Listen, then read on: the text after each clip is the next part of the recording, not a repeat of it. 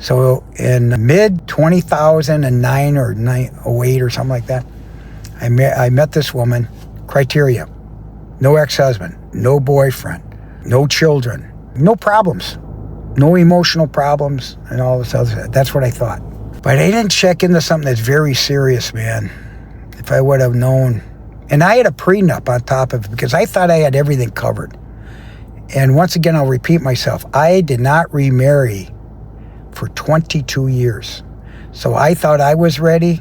I thought she was ready. We met at the Catholic Church. We were Catholic. We went through the Catholic process. We had a prenup. We shared assets. We shared basically everything. We didn't cohabitate. Okay, that's another thing that I would question nowadays. So we were more or less celibate. Okay, so it wasn't about lust.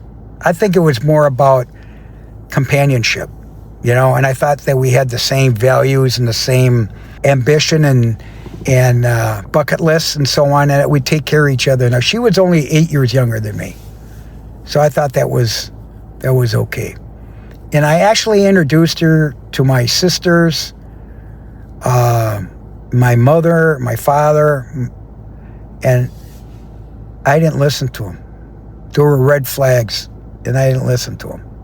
I thought, I got this covered. I'm a smart guy. I've been through this, and I need somebody to take care of me long term. Okay? Even though I was still working, still active, and so on.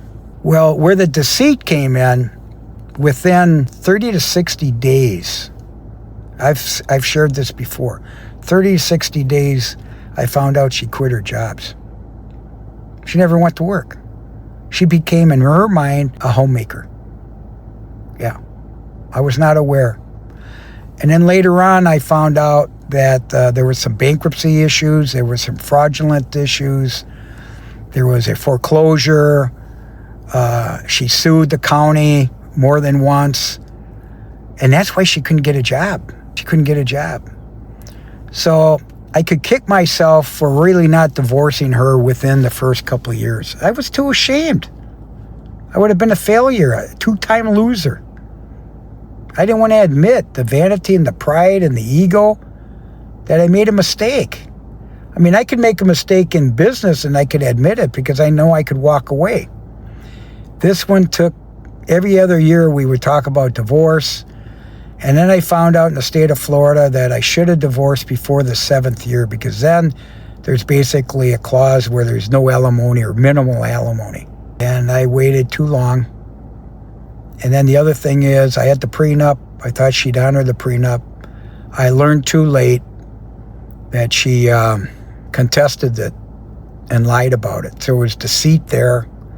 To be honest, I don't even know if there was any sexual or emotional infidelity or adultery. You know what? I didn't care. I knew that I wasn't happy. And I kept it, in a way, secret. But my brothers all know how to get online and say, yeah, Rock's getting a divorce. So behind my back, people were talking. But I waited till my dad came down to Florida to basically mention it to him out of respect. Dad, I'm not happy. And I looked at my father at breakfast, and we were eating, and I waited until he came down. It was like February. And I filed in May. And so I mentioned it to my father, and I looked at him, and I was ashamed to tell him. He was my best man, by the way, at my wedding, And he says, Rock, I knew you weren't happy. And that's basically all he said. But I was ashamed to tell him that I was a loser, And I want to be honest with you. I was so thankful I never cheated in my marriages, I never cheated in my marriages, which matters, So that's it. And to be honest, I feel healthier today. I've aged well, I think. But the questions that I'm really asking, and I want to ask you, because if you've cheated or thinking about cheating or have been cheated upon, my question is, would you date a cheater? Especially like now I'm in my 70s. If I had heard that someone had asked me to go on a date And the question was, have you ever cheated? First of all, they're going to lie, is what I've learned. But eventually, you got to do your due diligence now. I mean, come on. I've been through this twice. I've always had, some type of woman in my life that I was a one-woman guy. That's the way I was. But when you find out, like in number 2 and number 3, that they cheated on me, and the third one cheated on me at a trade show that she eventually told me, it fucking broke my heart, man. Broke my heart.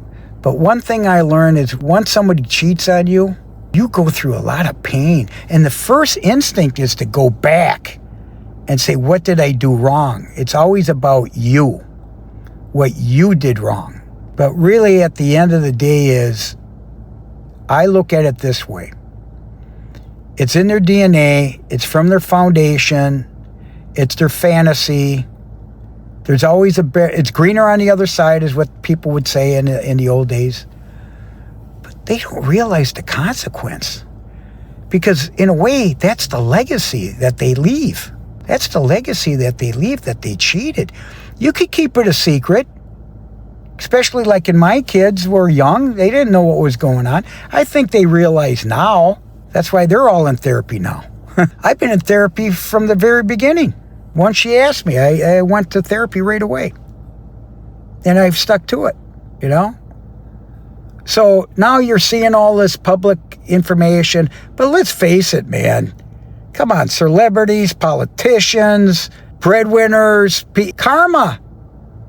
You're going to live this, and it's forever, and it could be generations. Do you want your daughter or your son to date a cheater or know that they cheated? That's why I always thought about dating someone that's, has been divorced, when you're younger. Second time around, a blended family. I've never really seen a blended family work in people that I know. I haven't seen it. In the movies, you see it, and on TikTok or YouTube or something. But that's exceptional. It's exceptional. But I keep going back to, being betrayed and what that would feel like. Now, I think about when my parents were aware that I went through or was going through a divorce. My dad more or less disowned me.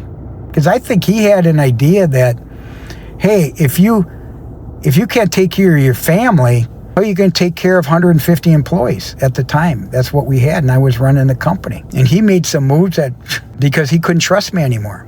Because he didn't know if I cheated or not, People hide shit, man. People hide shit. And so when they talk about throwing the first stone, and judge people and so on, it's like this CEO and this HR person. Fuck. That's nothing, man. That's every day, especially in corporate America. Corporate America. That's how people meet people. That's what happened to me my third time around. Oh yeah, met somebody at work. Well, my ma used to say, while the cat's away, the mice will play. How's that one? Yeah, while the cat's away, the mice will play. That just came to me after all these years. My mother was a piece of work, man. But betrayal, adultery, it meant something back in the day. Today, they call it body count. They're not even calling them cheaters now. I don't know if you heard the word. The word is strategic transactions. Strategic relationships. I look at this CEO and this HR person, and I'm like, well, first of all, she's older than him. She's been through 3 different marriages or relationships or financial opportunities in 6 years, has kids. This guy, 2 kids, I believe. What a dumb fuck. And it's not the money. And here's the first thing I thought. God, she's not that hot. And I know he's no dreamboat. But then the people come out of the woodwork that worked for the guy thought he was a prick. But like people say, you don't stick with companies that don't have ethics, that don't care about their leadership. Sure, they picked the wrong horse. I'm talking about the privately held company. They went on this guy's past fundraising. Didn't say he was successful. It said he knew how to raise money. How many people don't know how to raise money? You know? He's just fucked up, man. And now he's doing exactly what your choice will be, which is to go back. Try to go back. But they don't realize that there's strong women out there that are saying, I don't care. I don't care behind closed doors this was happening. And the kids are on TikTok now. Think about that. That's his legacy, by the way. Will he ever be trusted again? He's going to go write a book, make a movie. That's going to be his deal. She's going to get at least half his wealth. And who cares? Who's going to date this guy again? I mean, seriously. How about her? Who's going to trust her? This last guy that married her, that shared the house? Fucking A, man. He's going to make out. And what are you going to say? What are you going to say? The attorneys, they're not going to fight over this money. It's going to be a split 50-50. You know what I mean? What else do you need? I mean, seriously. They're ruined. But not only that, that's when people blow out their own brains. Their legacy is shitty. Think about their parents, what their parents think. The family. The shame. I know my parents were ashamed because I was the golden boy, you know? I was the one that was handling the future heirlooms, you know? My dad didn't trust me after that.